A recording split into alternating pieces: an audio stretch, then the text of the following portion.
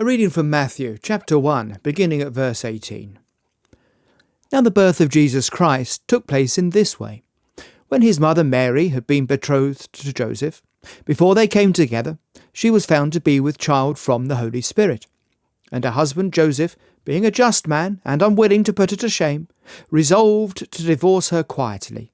But as he considered these things, behold, an angel of the Lord appeared to him in a dream, saying, Joseph, son of David, do not fear to take Mary as your wife, for that which is conceived in her is from the Holy Spirit. She will bear a son, and you shall call his name Jesus, for he will save his people from their sins. All this took place to fulfil what the Lord has spoken by the prophet. Behold, the virgin shall conceive and bear a son, and they shall call his name Immanuel, which means God with us. When Joseph woke from sleep, he did as the angel of the Lord commanded him. He took his wife, but knew her not, until she had given birth to a son, and he called his name Jesus. Now you have to wonder why in the modern world with its modern views we still cling and bother with this idea of the virgin birth of Jesus. I mean, surely it's simply too far-fetched for modern people to accept, to engage with, rather than put them off with something which is not true, so some would suggest. Surely the church would be better just to dismiss it as a myth or a fable, rather than try and insist that it actually took place. Better to say it's just a sort of picture, a metaphor of who Jesus is. It can't be all that important. It's just putting people off. And so many have dismissed the virgin birth as simply a myth. They said it's not central to the faith and it should be dismissed. But tucked into that view, there is an understanding that those who lived before us, 2,000 years ago in this instance, weren't as enlightened as we are. We know better. This is the assumption, and we assume that those who lived before us were credulous, were simply not as intelligent as we are. It's what C.S. Lewis used to call chronological snobbery. We are modern people, and we are therefore correct. Now, we would be naive, surely, if we were to think that those who lived 2,000 years ago were any less suspicious of virgin births than we are now. Now, they didn't have ultrasound, but they knew what it took to make a baby. The virgin birth would have been just as much as a problem to the church back then as it is now. In fact, I think you can find evidence of this within the New Testament itself. In John's Gospel, we find Jesus disputing with some Jews who are simply relying on their heritage, we are of Jewish heritage, for their salvation. They're arguing that they are, quotes, Abraham's children, and so therefore they argue they enjoy freedom in God.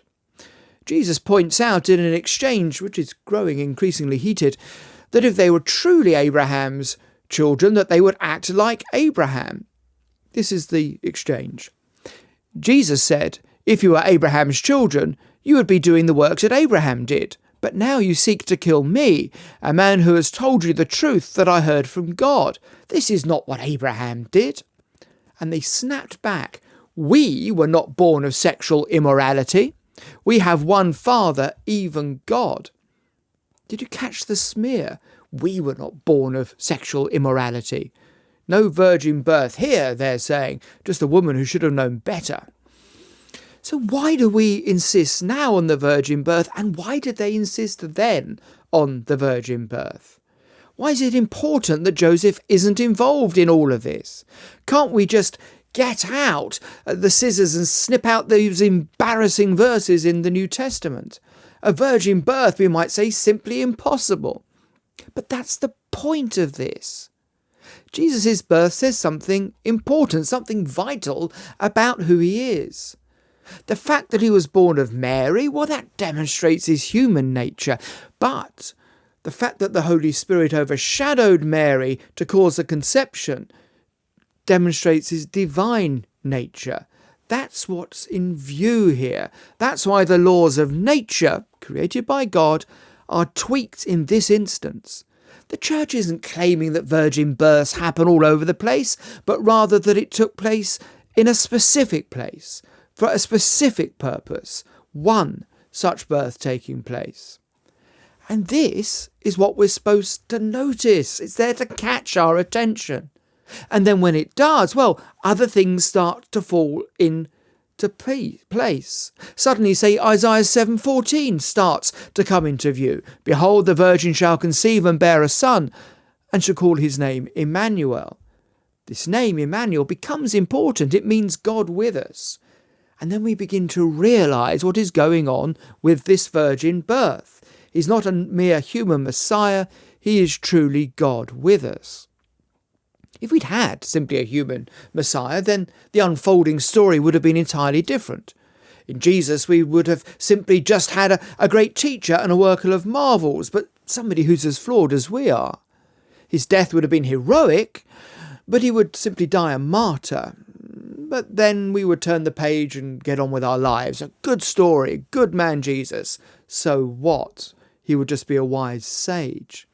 But if, however, the Gospels are correct in all that they assert, and Jesus was born of a virgin, if the New Testament is correct in saying that Jesus is fully human as well as fully divine, well, everything changes because we have God with us.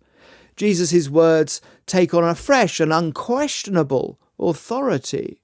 We have miracles and outbreaks of that divine nature. We have God walking with us. More, we have a cross that is full of hope and a resurrection that shows that the crucifixion was a beginning and not an end. We have God coming to earth to take us back home. That's why the virgin birth is important and something we must cling on to, even if it is off-putting. It shows that we have a baby born full of hope and that God is here. We have a God who hasn't abandoned us. He hasn't forgotten you. We have a God who's heard your calls and has shown up. Come, he says, come and follow me. I will show you life. Come home. I've prepared somewhere for you, Jesus says. And for that, I was willing to die.